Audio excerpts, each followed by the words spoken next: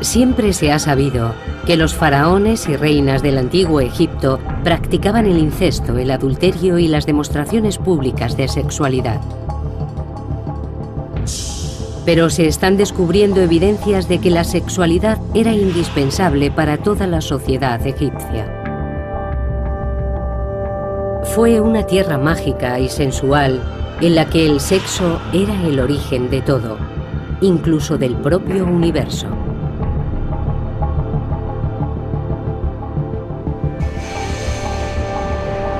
El sexo en la antigüedad. Egipto.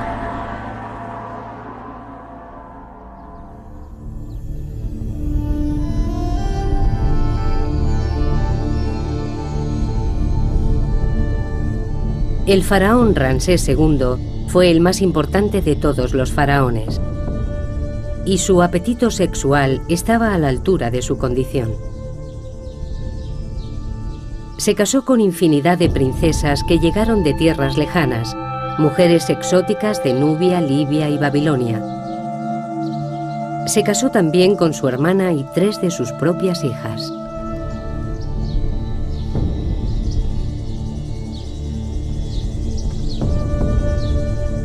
En el momento de su muerte, en 1213 a.C., a la edad de 91 años, Ramsés aseguraba haber tenido más de 20 reinas y multitud de amantes o concubinas.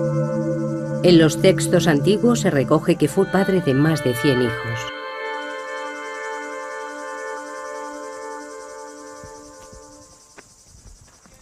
Ken Weeks es un arqueólogo americano que lleva 10 años en el Valle de los Reyes en Egipto, tratando de demostrar la autenticidad de dichas afirmaciones.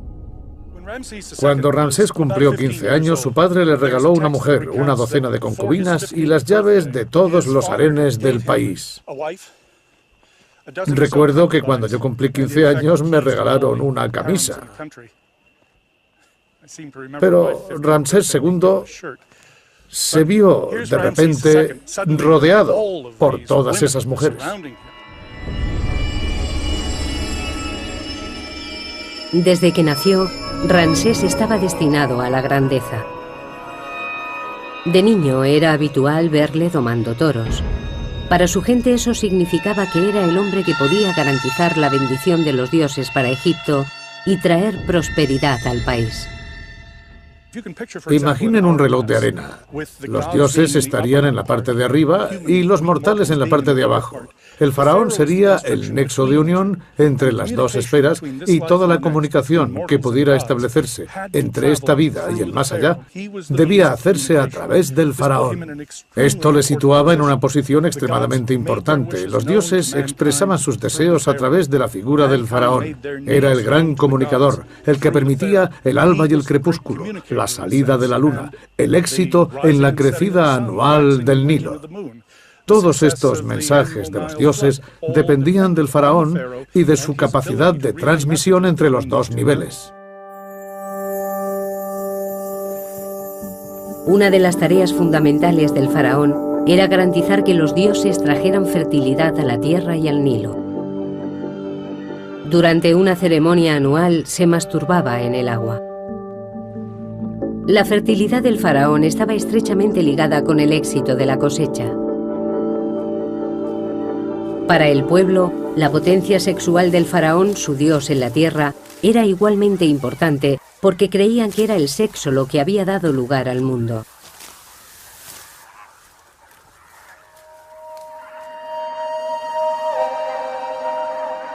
El primer poder del universo, el ser supremo Atum, surgió de la noche de los tiempos.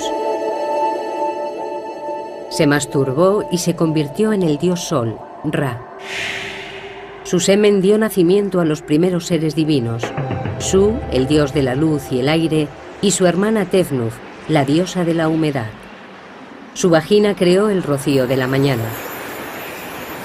Su amor incestuoso creó a Nut, el cielo, y Geb, la tierra.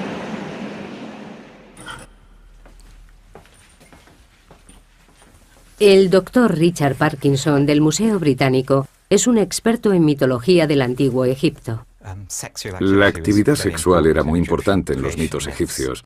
En muchos se puede ver una imagen del cosmos en la que la diosa del cielo, Net, está sobre su marido Geb, dios de la tierra.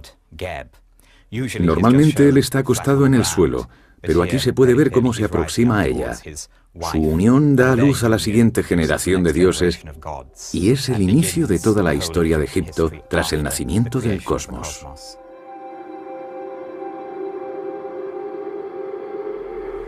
Los estudios de Richard Parkinson sugieren que solo el faraón y sus sacerdotes más allegados podían admirar estas representaciones íntimas de los dioses. En este papiro podemos observar otro ejemplo del icono religioso cuya carga sexual es bastante insólita para nuestra mentalidad moderna. Podemos ver una viñeta del cosmos en la que el cielo de la noche, representado como una diosa, está postrada sobre el dios de la tierra Geb. Y la autorregeneración de la fertilidad de la tierra está representada por una autofelación del rey, dando pie a una escena que en la cultura occidental presente solo se daría en el género pornográfico,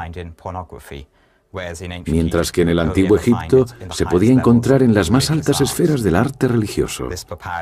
Estos papiros pertenecían a una sacerdotisa, una mujer de la élite, y estaban colocados en un lugar sagrado de su tumba.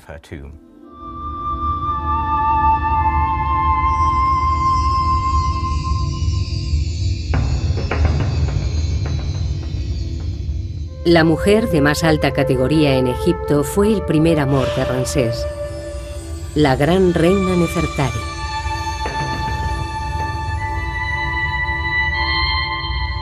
Murió en el 24º año de su reinado. Fue enterrada en un sepulcro espectacular. Los muros perfectamente conservados nos muestran cómo la pareja real concebía su relación. La tumba está consagrada a la diosa del amor carnal, Hathor, la equivalente de la diosa griega Afrodita.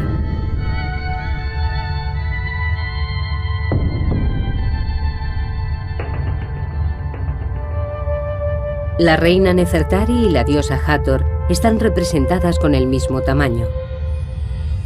En el arte religioso egipcio, el tamaño era muy importante.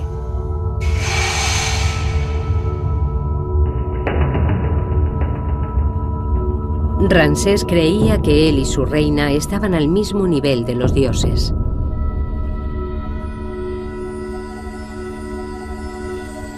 Ramsés solo tenía 48 años cuando la reina Nefertari murió. A la manera de los dioses cometió incesto. Se casó con la hija mayor que tuvo con Nefertari, la princesa Meri-Tamun, promocionándola al rango de reina. Volvería a casarse con una de sus hijas, la princesa Binanat, con la que tuvo un descendiente. Ramsés se tomó su papel de símbolo supremo de la fertilidad muy en serio.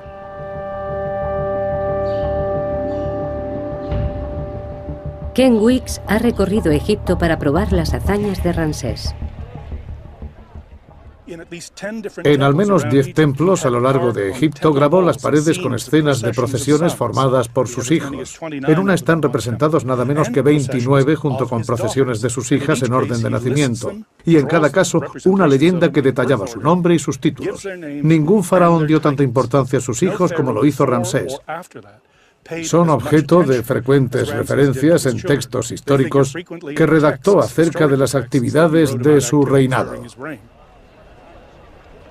Comprobarlo ha sido una tarea complicada. La tumba de Ramsés en el Valle de los Reyes fue destruida por una inundación. Sin embargo, su cuerpo, con más de 3.500 años, permanece en el Museo de Antigüedades de El Cairo.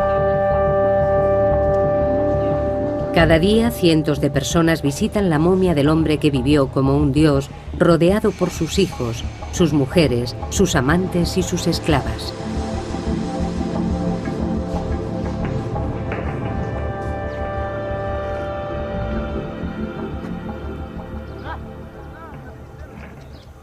Pero la vida de la gente corriente era mucho más sencilla.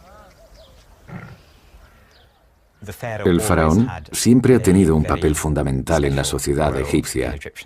Muchas mujeres, multitud de hijos, todo el conjunto era algo inherente al faraón. Pero, desde luego, los cortesanos y la gente humilde se comportaban y vivían de manera mucho más sencilla. Para la mayoría, el día a día era una lucha por la supervivencia. Cómo veían el sexo y el matrimonio siempre ha sido un misterio, pero ahora podemos estudiar pruebas que habían estado ocultas. Datos que cuentan cómo la gente corriente llevaba una vida tan sensual y erótica como el faraón.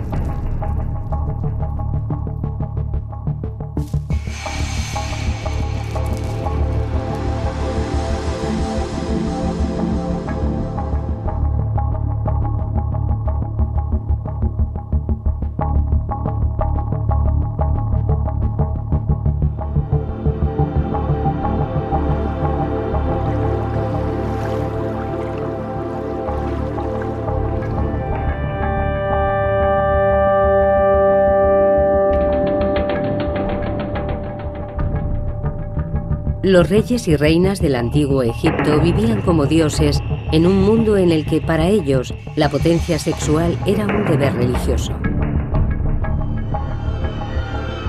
Pero poco sabemos acerca de cómo vivía y amaba el resto de la población. Muchos restos fueron arrastrados por las crecidas del Nilo.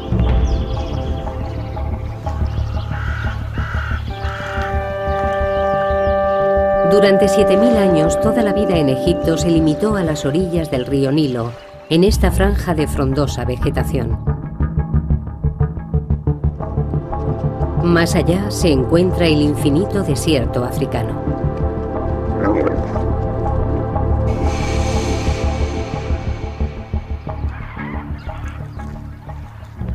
Excepto algunos templos reales y tumbas, las construcciones del antiguo Egipto son de ladrillo de barro. A lo largo de los últimos 200 años, las crecidas anuales del Nilo han destruido casi todo rastro de la historia antigua.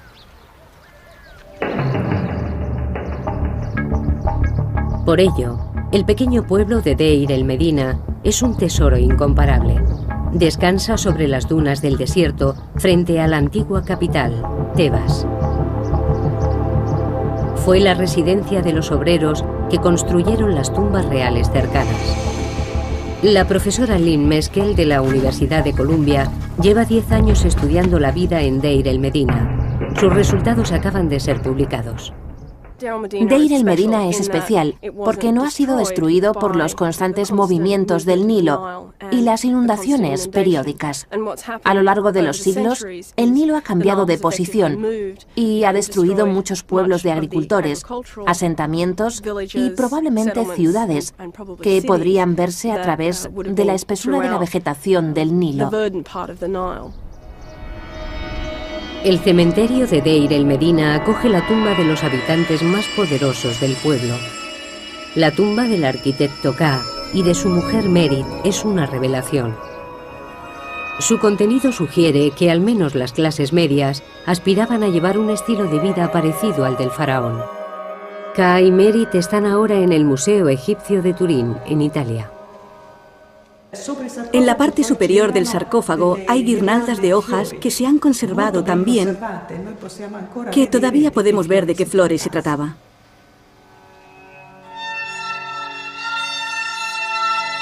El aire seco del desierto ha conservado cada detalle de la tumba de 3500 años de antigüedad de Ka y Merit. Es evidente que la clase media de Deir el Medina dedicaba gran parte de sus ingresos a su aspecto. Las camisas de lino finamente tejidas de Ka con su nombre, las 50 prendas de ropa interior o su caja de maquillaje son prueba de ello, así como la peluca de Merit y su colección de máscara de pestañas y pintalabios. Los rayos X nos permiten observar sus posesiones más íntimas. Este cinturón probablemente esté hecho de tiras de oro con incrustaciones, que lo más seguro es que sean de oro también. Este tipo de ornamento era típico de las mujeres, ya que representa el sexo femenino. También encontramos pendientes, anillos y otros objetos menores. Y en el pecho de K vemos este escarabajo. Es el famoso escarabajo corazón que probablemente lleve una inscripción. Asimismo hemos hallado pendientes, anillos y todo tipo de ornamentos.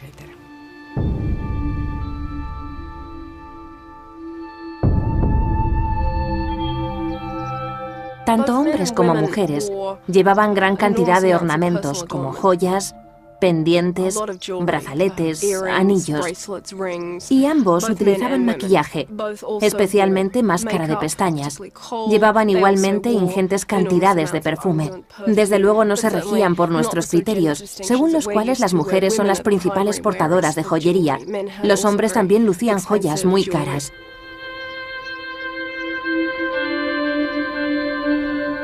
Este deseo de llevar una vida sensual se hace patente en la tumba de un capataz llamado Ipei. En las paredes hay representaciones de un lujoso banquete. Conceptos como sexualidad y belleza, todo ello nos permite formarnos una imagen muy sensual, con flores y perfumes, que nos dan una idea de cómo sería este banquete. Habría música, vino, probablemente infusiones de vino y flores de loto, todo tipo de sustancias estupefacientes, y con todo resultaría una experiencia muy sensitiva.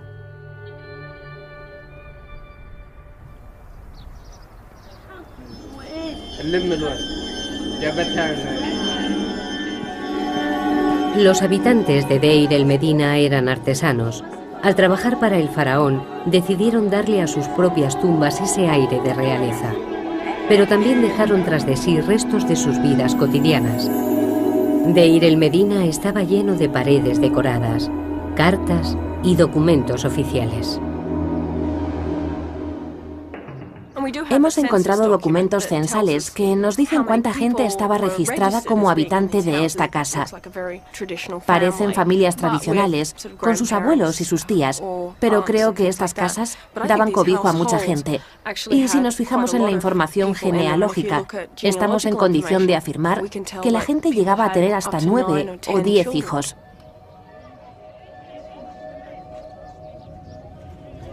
Se parece mucho a la vida de los actuales habitantes de Egipto.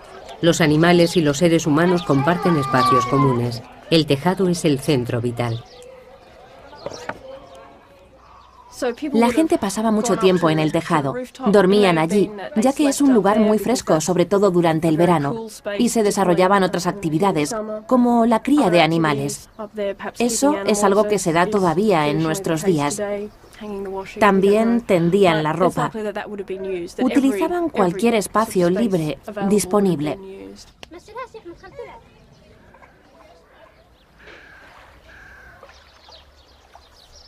Aunque existen similitudes entre el Egipto actual y el antiguo, la actitud ante el sexo no podría ser más diferente. Cuando el francés Bernard Bruyère realizó las primeras excavaciones en Deir el Medina en 1900, encontró en todas las casas demostraciones públicas de imaginería erótica.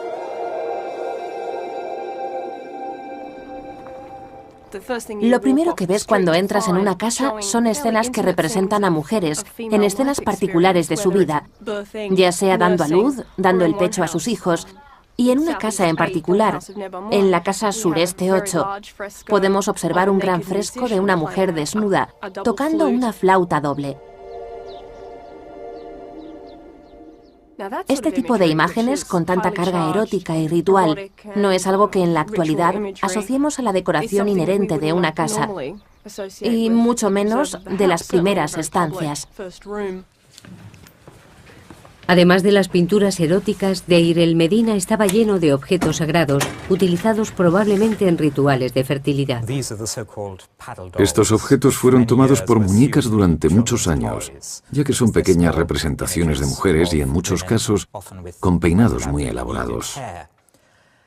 Pero al final quedó claro que se trataba de objetos con gran carga sexual, ya que los genitales femeninos están claramente representados.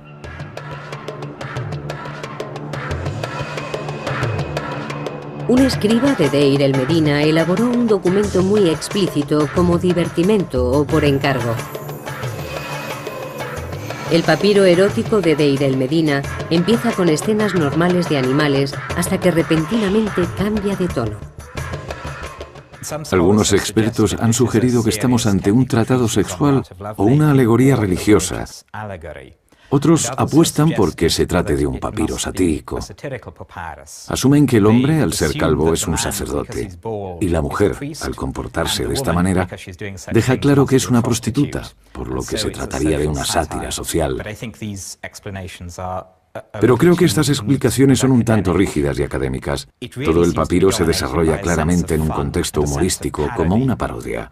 El hombre hace gala de la tremenda flexibilidad de su pene, lo que es común en el género humorístico.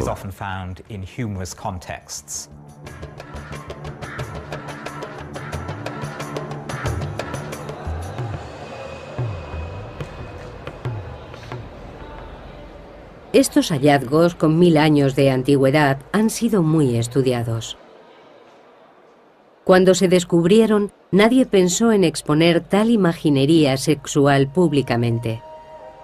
Hubiera sido ofensivo y simplemente escondieron estos objetos. La época victoriana, a finales del siglo XIX, vio nacer la egiptología. Los expertos de aquel entonces tendían a centrarse en las vidas de los faraones y no prestaban atención a las clases bajas de la sociedad del antiguo Egipto.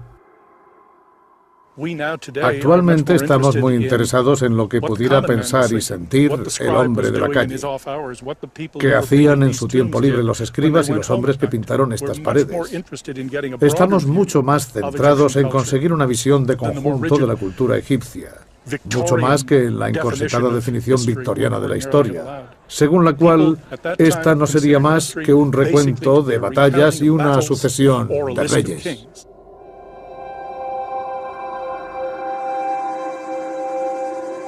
Los primeros arqueólogos no eran partidarios de estudiar objetos sexuales. Cerca del Valle de los Reyes, en Deir el-Bahari, los obreros de Deir el Medina erigieron un enorme templo mortuorio para la reina Hatshepsut.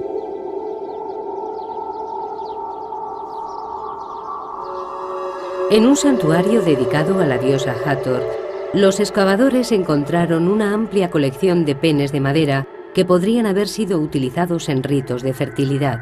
Desde su descubrimiento han permanecido almacenados en el Museo Británico. Estos son algunos de los penes de madera encontrados en las excavaciones del templo de Hathor de Rabawi a principios del siglo XX.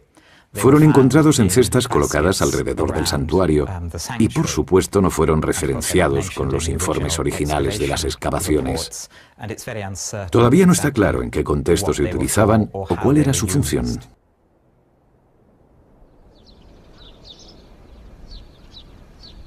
Encima del templo hay cuevas que los obreros de Deir el Medina utilizaban para resguardarse del sol de mediodía. En una de ellas encontramos una pintura del antiguo Egipto. El profesor Mohamed el-Baili, director de antigüedades del Valle de los Reyes, mantiene esta cueva cerrada al público. Esta es una pequeña gruta o cueva donde se pueden observar dibujos representando escenas de contenido sexual. Los obreros que trabajaban en el templo se protegían del sol en estas cuevas durante los descansos y durante estos ratos libres se divertían. Imaginaban y dibujaban en las paredes de las grutas lo que les gustaría estar haciendo en ese momento y lo compartían con sus compañeros mientras descansaban en la pequeña cueva. Este hombre tiene mucha prisa por hacer el amor en esta postura.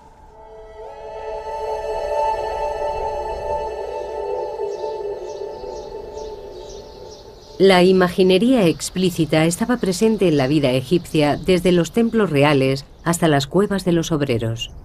Pero hasta ahora nadie ha averiguado el motivo.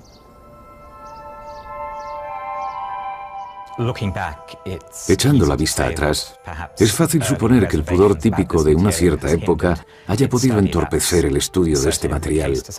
Pero no hay que olvidar que cada época tiene sus tabús y temas de los que la sociedad prefiere no hablar. Los documentos encontrados en Deir el-Medina están empezando a dar una idea más clara de por qué los antiguos egipcios estaban tan obsesionados con el sexo. Te dejaré admirar mi belleza, cubierta por una túnica del mejor lino, empapada de aceite de canela.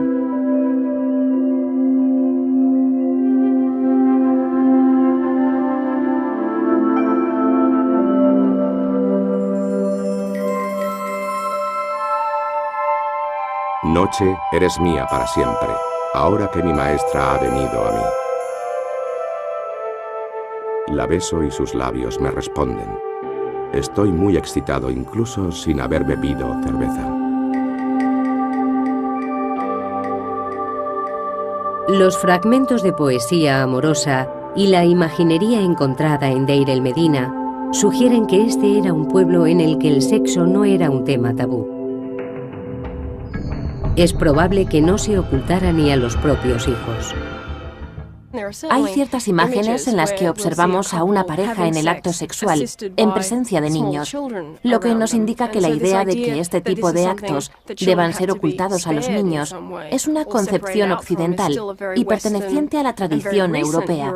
Y si nos fijamos en la historia de Europa, nos daremos cuenta de que hace varios siglos las familias vivían todas juntas en casas muy pequeñas, compartiendo la misma habitación y a veces la misma cama.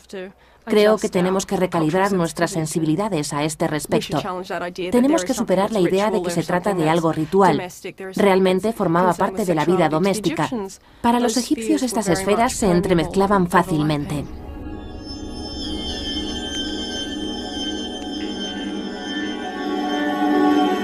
Cuanto más se examinan los hallazgos de Deir el-Medina, más evidente se hace que Egipto era un lugar en el que la depravación sexual no estaba criminalizada.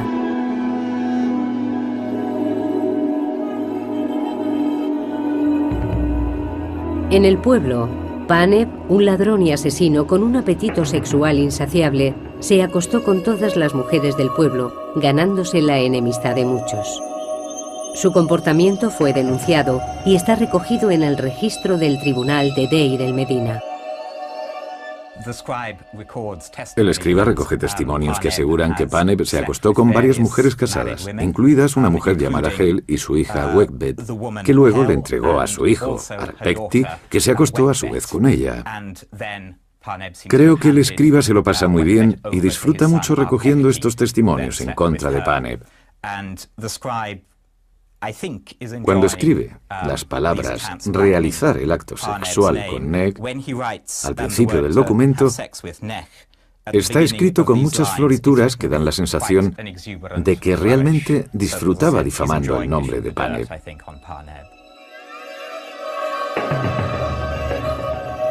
Pero su conducta solo fue objeto de registro, pero no de castigo. En la actualidad, este tipo de acto sería considerado un crimen, pero no en el antiguo Egipto.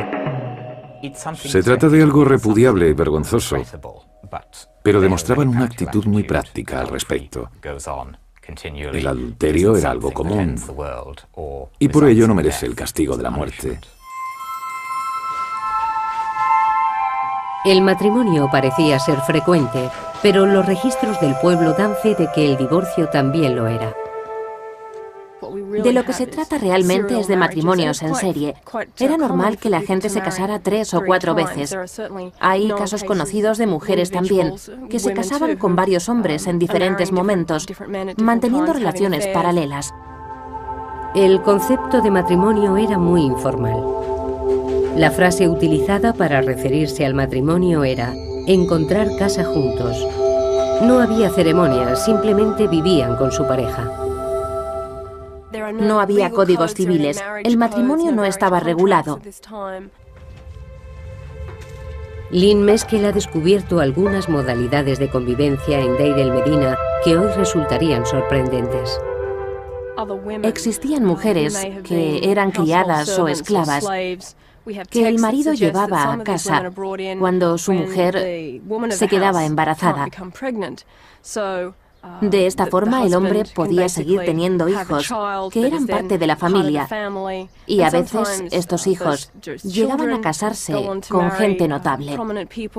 La esclava o criada, por su parte, veía cómo se elevaba su estatus y pasaba a formar parte del hogar. La convivencia era muy flexible y existían modalidades para todos los gustos.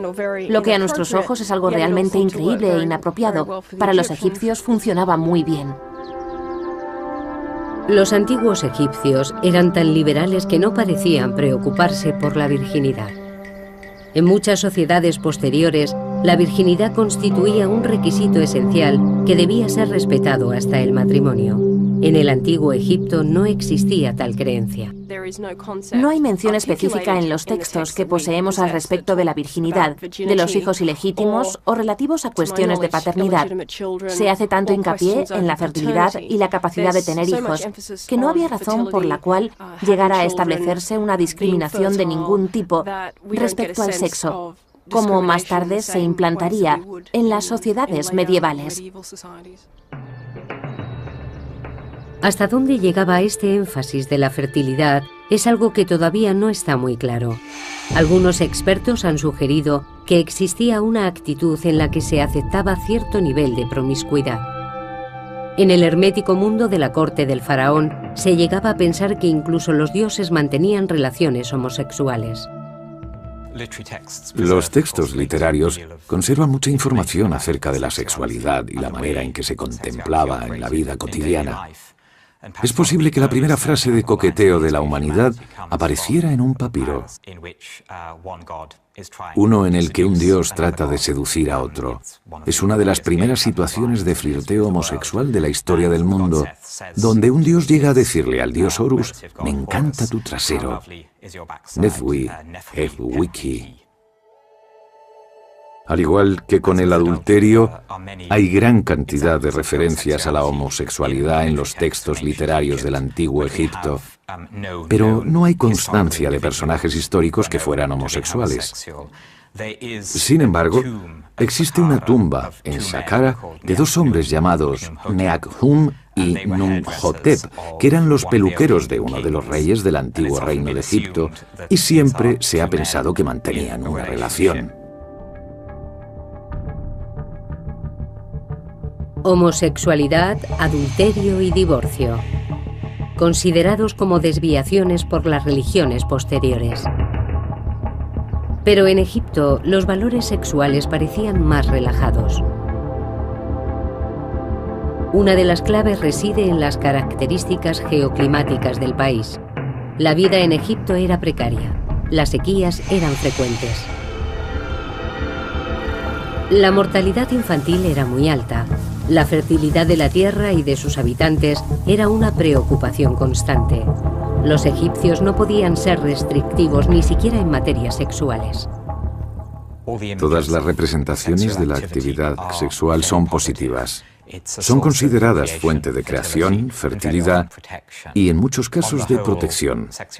Nunca se contemplaba desde un punto de vista negativo. Con las evidencias rescatadas del asentamiento, la utilización de la imaginería tanto en los hogares como en las tumbas y los relatos mitológicos relativos a la creación del mundo, creo que estamos en disposición de afirmar que la sexualidad era una parte esencial del día a día y que no se limitaba a una esfera de intimidad e incluso clandestinidad como ocurre ahora.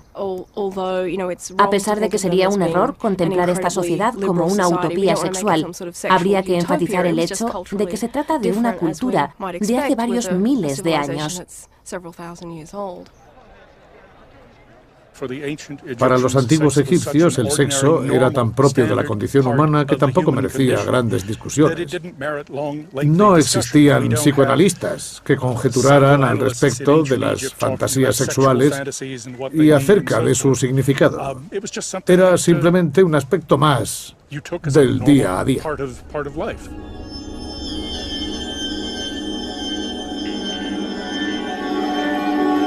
Los antiguos egipcios estaban lejos de sentirse acomplejados o culpables respecto al sexo. Por el contrario, el temor que existía era el de la infertilidad. El faraón podía contar con el apoyo de los dioses, pero la gente corriente no tenía acceso a los templos reales. Tenían que conformarse con recurrir a dioses menores y a la magia.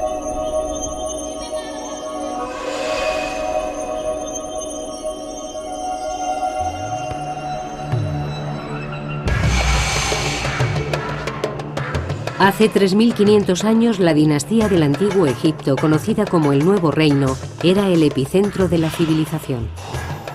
A pesar de que ciudadanos corrientes como el arquitecto Ka y su mujer Merit mantuvieran una actitud relajada respecto a las relaciones sexuales, existían ciertos temores como ser estéril o que hubiera complicaciones durante el parto. Todo el proceso requería la protección de la magia.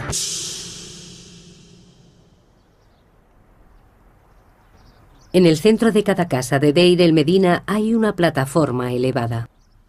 Durante mucho tiempo se consideró que dichas estructuras fueran camas. Lo característico y distintivo de muchas de las casas del pueblo son estas enigmáticas estructuras que Bruyère llamó lit clos. Son camas cerradas y durante mucho tiempo se pensó que eran el equivalente de la cama francesa. Pero si nos fijamos en su tamaño, nos damos cuenta de que sería un poco angustioso dormir en ellas.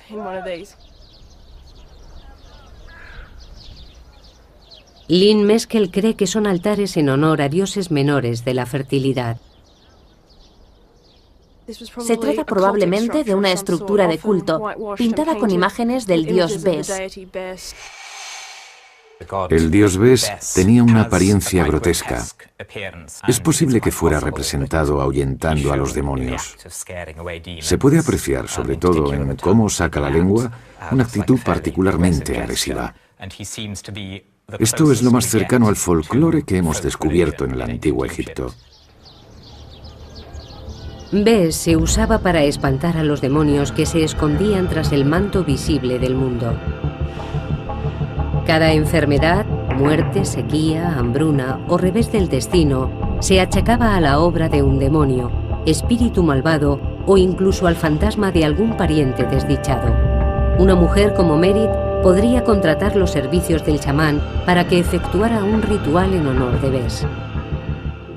Es probable que recurrieran a dioses locales, a peregrinaciones y a cierto tipo de libaciones domésticas, como la ofrenda de comida, abluciones y ese tipo de cosas.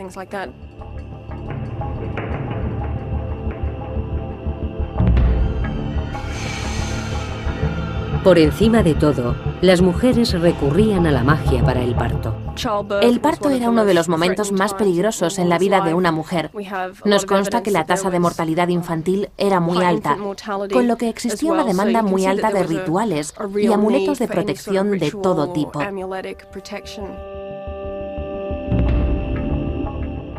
El periodo inmediatamente posterior al parto también se contemplaba como potencialmente peligroso para la salud de la madre y del hijo, pero también por la presencia que pudiera haber de demonios, espíritus, entidades o cualquier cosa que pudiera afectar al niño.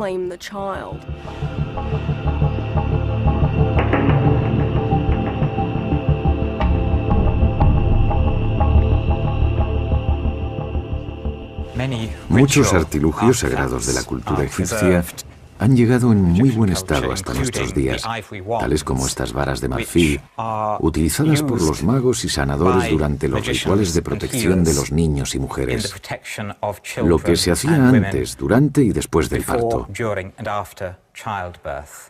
Existían muchos demonios que los magos invocaban para obtener protección, El reverso porta una inscripción que describía el proceso del ritual de protección para el recién nacido. Los hombres del antiguo Egipto también se sometían a procesos mágicos para asegurar su fertilidad. Su principal objetivo era tener un descendiente varón. Un hechizo que un hombre podía conjurar para que una mujer se acostara con él se obtenía mezclando esencia de aceite de rosa y una cabeza de pescado seco del Nilo.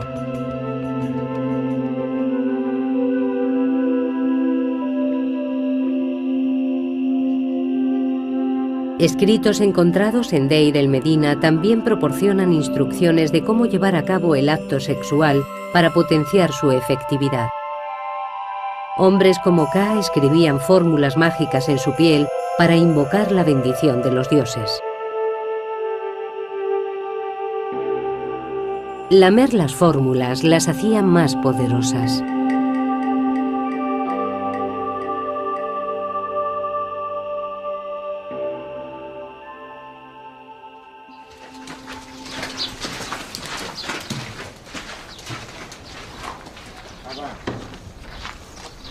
La preocupación por la fertilidad de los egipcios no se detenía con la muerte.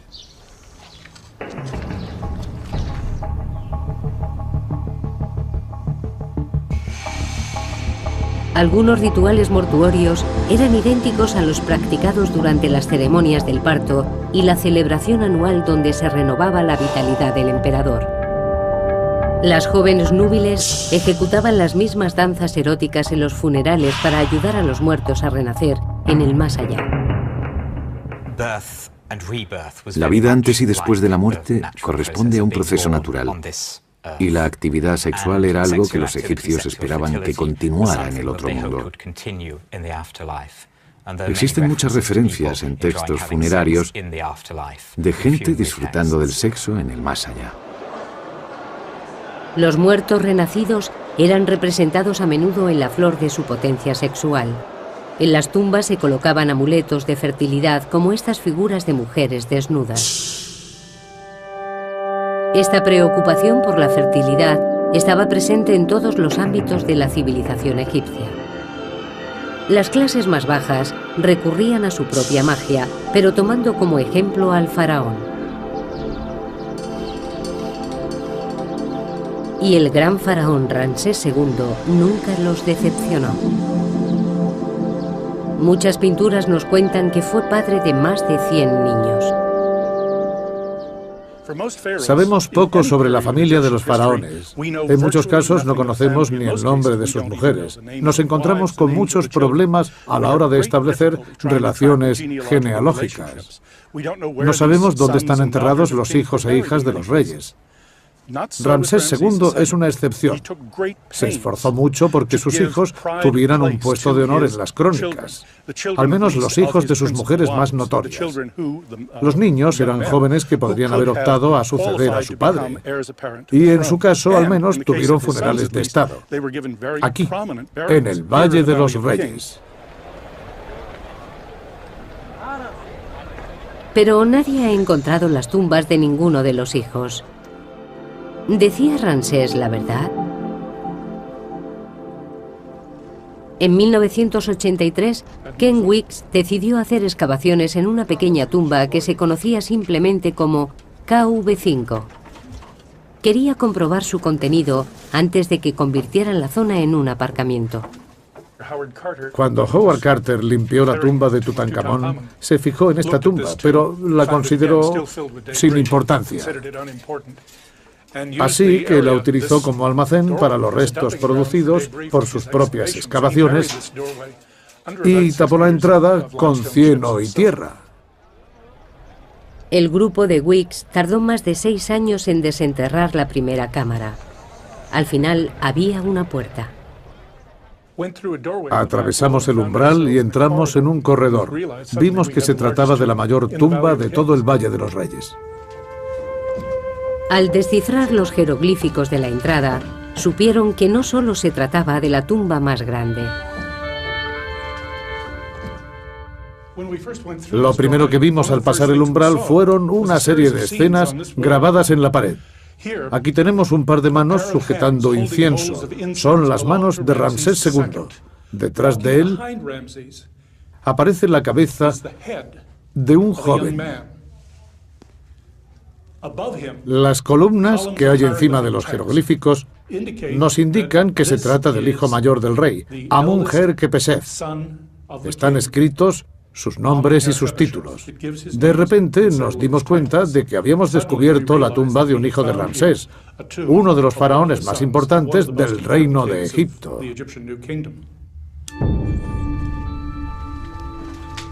Los egiptólogos han creído durante mucho tiempo que Ramsés tuvo más de 100 hijos, pero hasta ahora no se habían encontrado pruebas. Ken Weeks acaba de publicar sus informes preliminares sobre KV5. Cree que puede haber encontrado un complejo de tumbas único, encargado por Ramsés para dar sepultura a sus hijos, a muchos de los cuales sobrevivió. Se trataba probablemente del único mausoleo familiar de todo el antiguo Egipto. Fijaos, por ejemplo, en esta maravillosa figura de Hathor. Precioso rostro. Desgraciadamente, ha sufrido muchos daños causados por las crecidas del Nilo.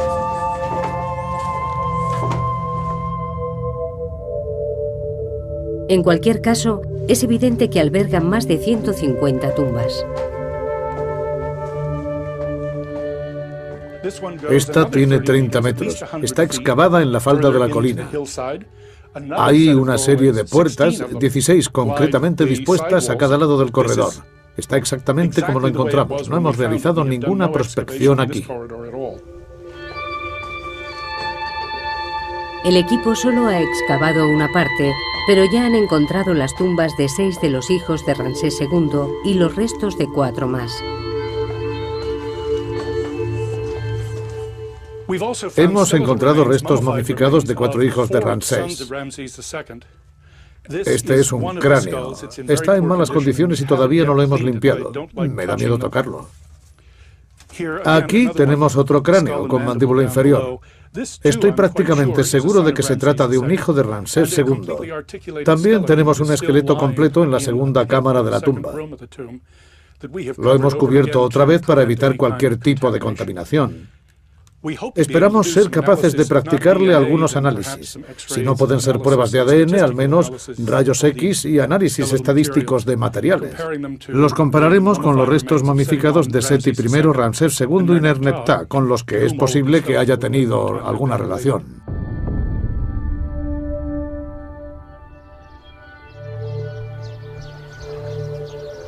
Las 150 tumbas de KV5 sugieren que Ramsés tuvo tantos hijos como afirmaba. Eran un mensaje para las generaciones posteriores.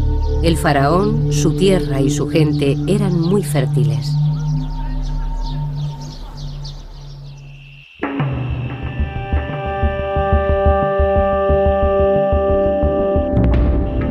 En el antiguo Egipto, el acto sexual formaba parte del día a día, de la religión, de las supersticiones, la vida doméstica e incluso los espacios públicos.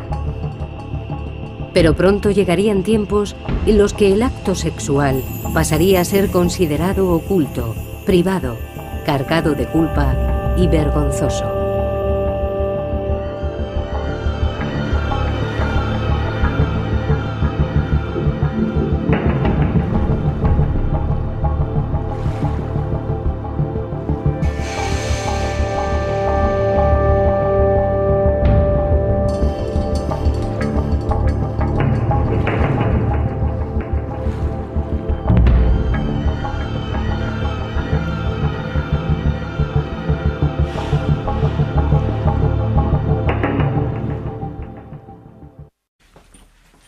El doctor Richard Parkinson del Museo Británico es un experto en mitología del antiguo Egipto. La actividad sexual era muy importante en los mitos egipcios. En muchos se puede ver una imagen del cosmos en la que la diosa del cielo, Net, está sobre su marido Geb, dios de la tierra. Normalmente él está acostado en el suelo, pero aquí se puede ver cómo se aproxima a ella. Su unión da luz a la siguiente generación de dioses y es el inicio de toda la historia de Egipto tras el nacimiento del cosmos.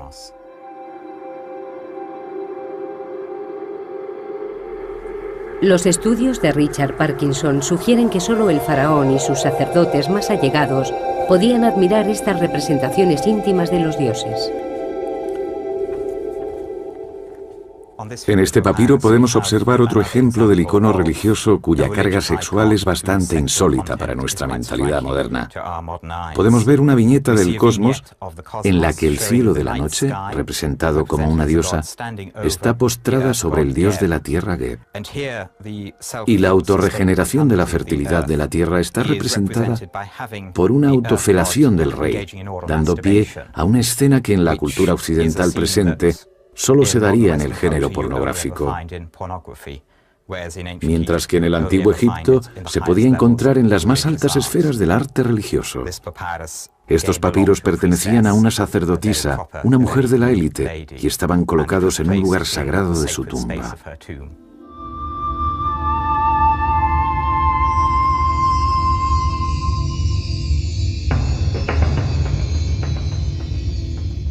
La mujer de más alta categoría en Egipto fue el primer amor de Ramsés, la gran reina Nefertari.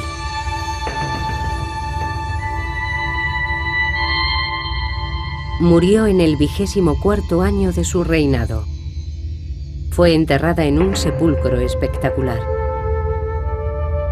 Los muros perfectamente conservados nos muestran cómo la pareja real concebía su relación. La tumba está consagrada a la diosa del amor carnal, Hathor, la equivalente de la diosa griega Afrodita.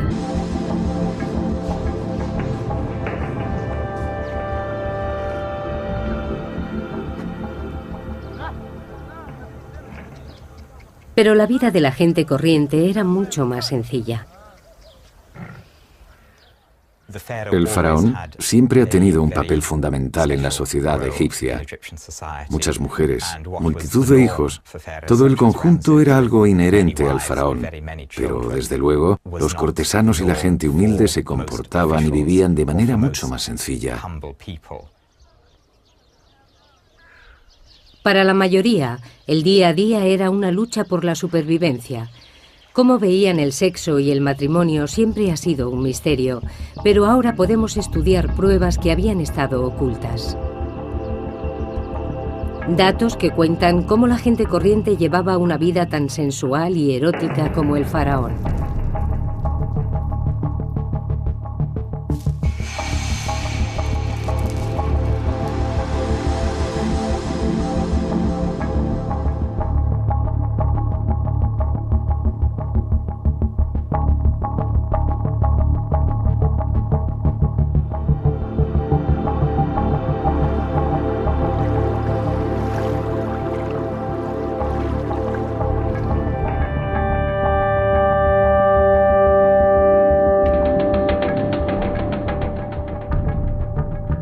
Los reyes y reinas del antiguo Egipto vivían como dioses en un mundo en el que para ellos la potencia sexual era un deber religioso.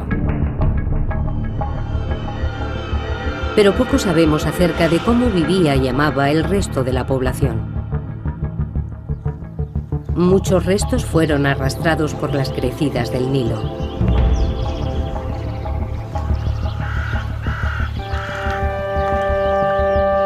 Durante 7000 años, toda la vida en Egipto se limitó a las orillas del río Nilo, en esta franja de frondosa vegetación. Más allá se encuentra el infinito desierto africano.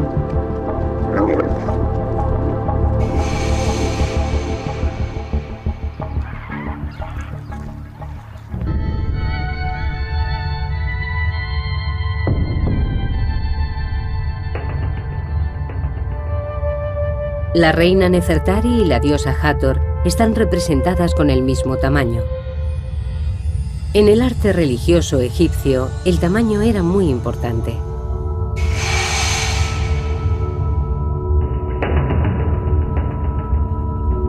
Ramsés creía que él y su reina estaban al mismo nivel de los dioses.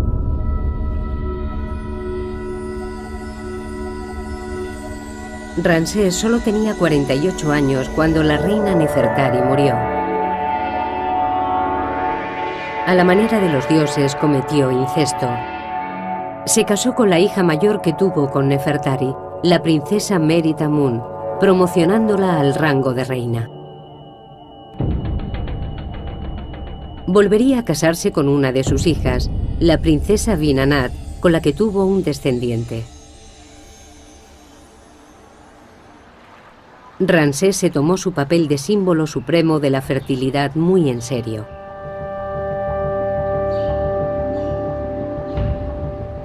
Ken Weeks ha recorrido Egipto para probar las hazañas de Ramsés.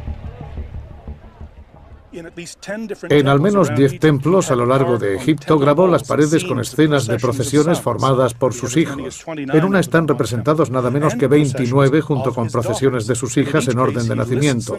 Y en cada caso una leyenda que detallaba su nombre y sus títulos. Ningún faraón dio tanta importancia a sus hijos como lo hizo Ramsés. Son objeto de frecuentes referencias en textos históricos que redactó acerca de las actividades de su reinado. Comprobarlo ha sido una tarea complicada. La tumba de Ramsés en el Valle de los Reyes fue destruida por una inundación.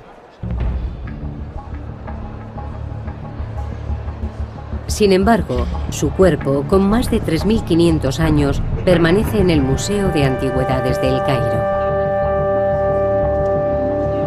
Cada día, cientos de personas visitan la momia del hombre que vivió como un dios, rodeado por sus hijos, sus mujeres, sus amantes y sus esclavas. De repente, rodeado por todas esas mujeres. Desde que nació, Ramsés estaba destinado a la grandeza. De niño era habitual verle domando toros. Para su gente eso significaba que era el hombre que podía garantizar la bendición de los dioses para Egipto y traer prosperidad al país. Imaginen un reloj de arena. Los dioses estarían en la parte de arriba y los mortales en la parte de abajo.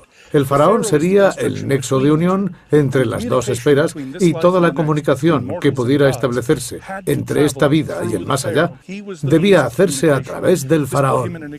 Esto le situaba en una posición extremadamente importante. Los dioses expresaban sus deseos a través de la figura del faraón. Era el gran comunicador, el que permitía el alba y el crepúsculo, la salida de la luna, el éxito en la crecida anual del Nilo.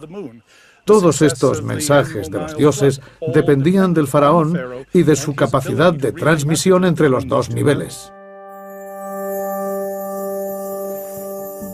Una de las tareas fundamentales del faraón era garantizar que los dioses trajeran fertilidad a la tierra y al Nilo. Durante una ceremonia anual se masturbaba en el agua. La fertilidad del faraón estaba estrechamente ligada con el éxito de la cosecha. Para el pueblo, la potencia sexual del faraón, su dios en la tierra, era igualmente importante porque creían que era el sexo lo que había dado lugar al mundo.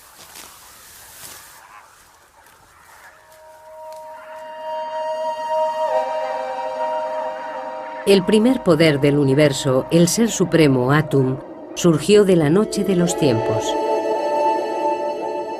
Se masturbó y se convirtió en el dios Sol, Ra. Su semen dio nacimiento a los primeros seres divinos, Su, el dios de la luz y el aire, y su hermana Tefnut, la diosa de la humedad. Su vagina creó el rocío de la mañana. Su amor incestuoso creó a Nut, el cielo, y Geb, la tierra.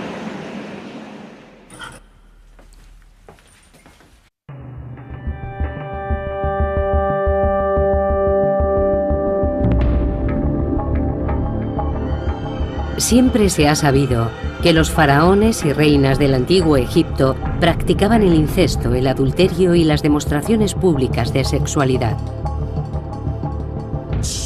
Pero se están descubriendo evidencias de que la sexualidad era indispensable para toda la sociedad egipcia. Fue una tierra mágica y sensual en la que el sexo era el origen de todo, incluso del propio universo.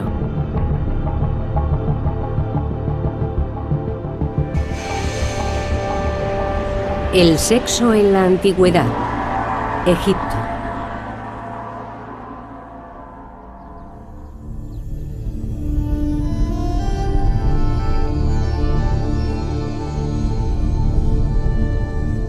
El faraón Ramsés II fue el más importante de todos los faraones, y su apetito sexual estaba a la altura de su condición. Se casó con infinidad de princesas que llegaron de tierras lejanas, mujeres exóticas de Nubia, Libia y Babilonia. Se casó también con su hermana y 3 de sus propias hijas.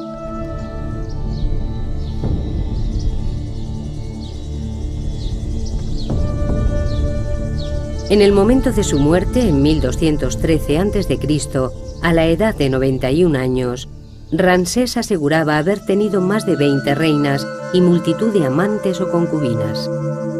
En los textos antiguos se recoge que fue padre de más de 100 hijos.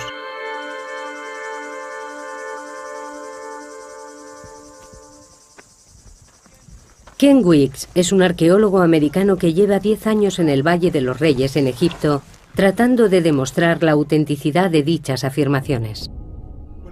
Cuando Ramsés cumplió 15 años, su padre le regaló una mujer, una docena de concubinas y las llaves de todos los harenes del país. Recuerdo que cuando yo cumplí 15 años me regalaron una camisa. Pero Ramsés II se vio